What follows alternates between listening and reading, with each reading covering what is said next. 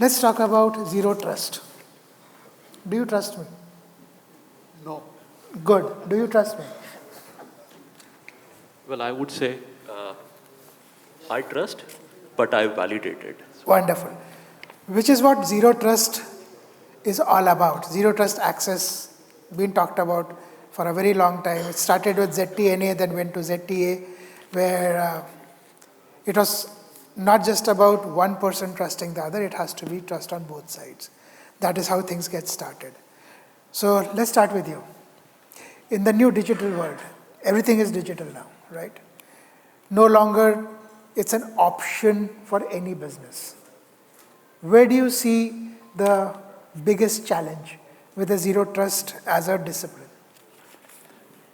So what I would say is, every business is asking for, to adapt on the artificial intelligence, machine learning.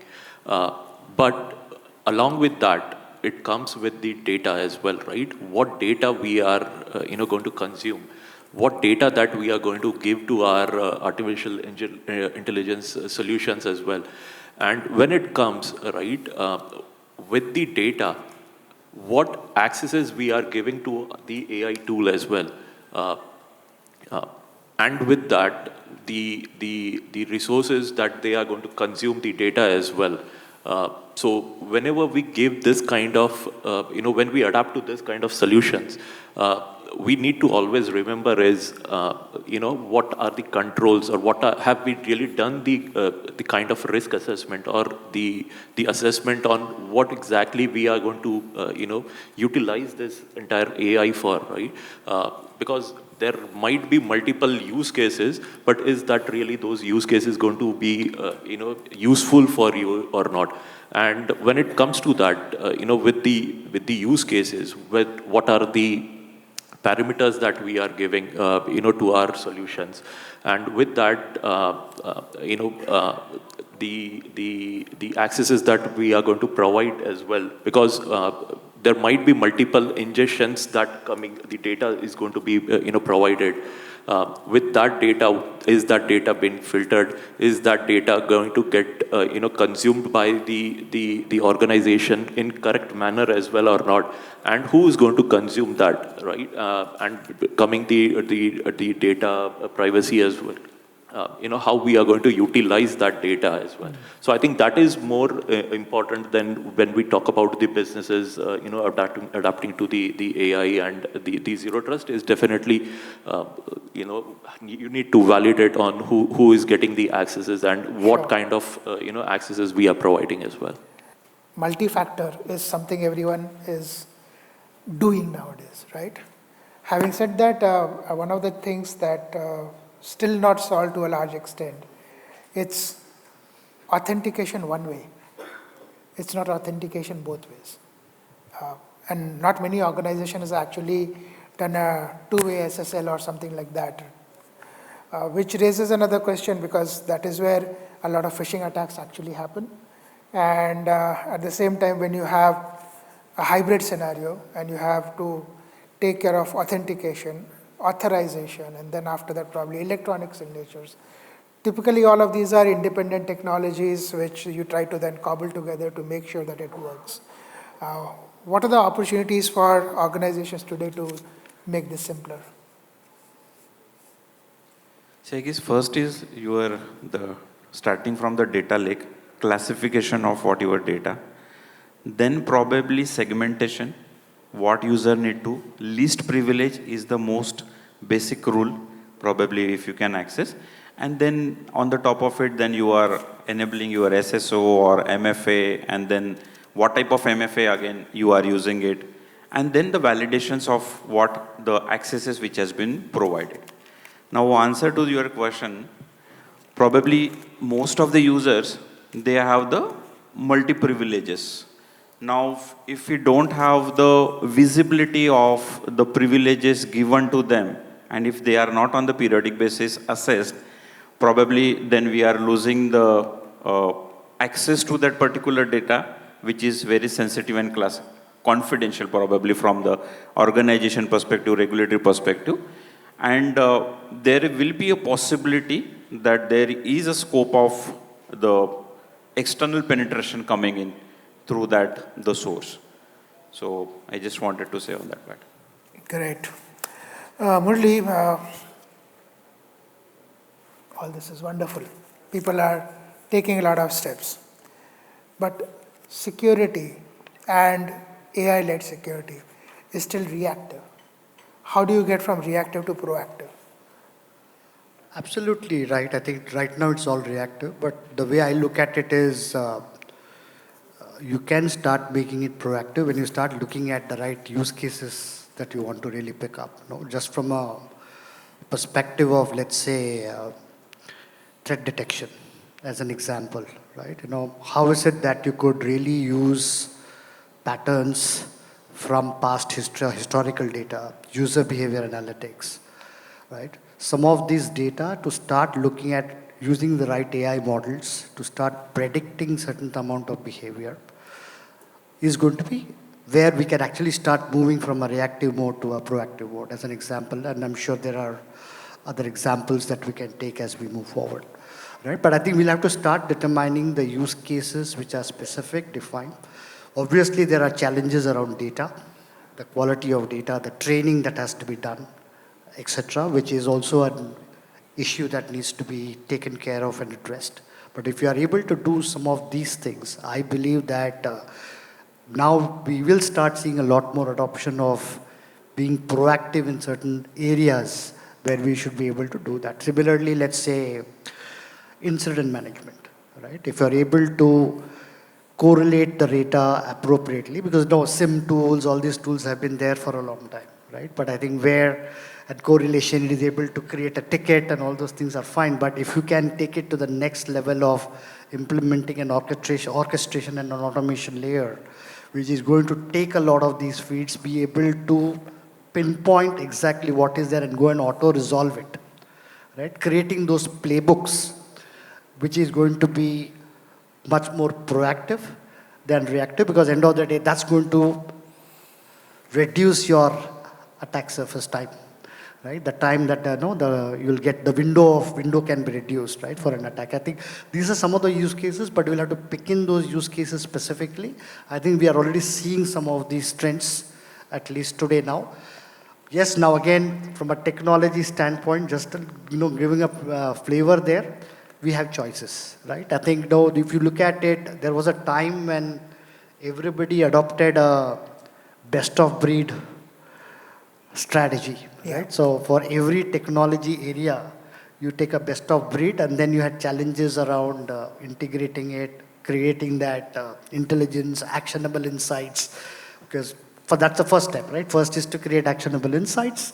And once you get actionable insights, then you get to the next level of orchestration, automation, blah, blah, blah, so that you can actually overall have the best impact, positive impact from an organization perspective, right? So I think there are a lot of these things which has to be in place. But today a lot of shift is happening towards a platform-based approach. The trend is more towards this, so that you at least get a better integration of these things and you resolve some of the challenges around integration, skill set challenges, talent shortage and other things, right? And of course also the requirement to keep arguing and fighting with all vendors to basically get what you want. I think these are some of the strategies that can help, but I think these are still early days yet. A lot of things still has to mature a lot more. We are seeing initial trends, but I think this will mature as we go along. I have a follow-up question to that. You talked about going towards a platform-based approach, and maybe you can call me old school, but I still think best of breed is probably the best I can get for what I want. Doesn't this lead to any kind of compromises?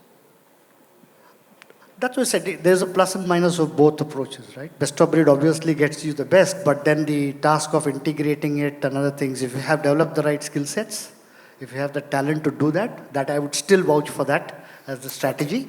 Though it will also depend on the organization. Now, if you go to a manufacturing organization or a retail organization, for them technology is not the core. To retain talent, ensuring that you are able to get that is a challenge. Or you'll have to have the wherewithal to outsource it, That's another strategy that is still there, right? So that's one thing is there. Yes, on a platform strategy, you may compromise a little bit on it. So it's a question of relatively Okay. what works better. So where In do the you overall prioritize? context. Yeah, where you prioritize. It's contextual to the business. Sure. Let me be very clear, I'm not selling platform here or this one. It is contextual to the organization is my point of view. Yeah. Yeah, and one of the things I've been telling CXOs and boards for a long time, no evidence of a attack does not mean you are not vulnerable. Just because you don't know does not, you can't be ignorant and say, I'm okay because I don't see anything visibly happening. So Murli, what is an acceptable level of risk? How would you define acceptable risk for an organization? Because every industry, every company looks at ease of use versus being secure. Where's the balance? No, absolutely right, because there is nothing called risk-free. The only place which is risk-free means then you can't do business. You'll have to shut down business and go home, right? So obviously. Yeah, somebody I met last week was saying, I have one PC at home which is not connected to the internet. And that is the most secure PC. And I'm saying, great, but you can't do business like that. Please continue. So we are in a connected world. So, and we are getting more and more super connected with IIoT and so many other things which are also coming up, which is also complicating things. I think what is important is to really look at the risk appetite of an organization. I think the risk management exercise is going to be extremely important. And especially, I think one of the challenges, risk management has been there for a long time, right? All of us have been doing ISO 27001, before that PS 7799, blah, blah, blah, and all those things. But I think what is extremely important is to have some sort of an agreement at the executive level, at the board level, on what is the risk appetite that the organization is ready to take up. Because obviously when you do a risk, can you quantify the risk in terms of an absolute number? And that is something that you can take. Of course, typical like any risk management, you'll first try to eliminate it, then you'll try to reduce it, and then beyond a certain stage, you'll try to transfer it, whatever it is. So you may have all those strategies, and you may also, last would be also take an insurance to cover up some of the residual risk that is there, right? So eventually, these are the levels that you will do. So that is something that has to be accepted at the board level. Now, that can change from organization to organization. High growth organizations typically tend to take a little bit more risk. Normally, generally, again, it can, I'm just giving a general view here. It depends on conditions apply, right? And of course, when you are in a slow growth industry where you're just defending your turf, you are in that cycle of business cycle. Obviously, the first thing that you look at is ensuring that all your risks are protected because you don't want a downslide and losing of market share and nothing. I think that's what will trigger this. I don't think there's one defined answer. There's no one size fits all answer to this particular question. It will all depend on the risk appetite of the organization, which everybody has to accept and eventually get a sign off on. At this time, I will pause, and if anyone has any questions before we move to the next. Yeah, can we get Mike here up front and the table in the back? Thank you for giving chance to ask questions. My question is is it VAPT certification is enough to at least first level kind of thing? VAPT. If it is VAPT certification enough? VAPT, again, you need to keep in mind that only gives you a snapshot at that point of time. It's like a blood test that it's a blood test that you do today, right? Tomorrow the result may be different.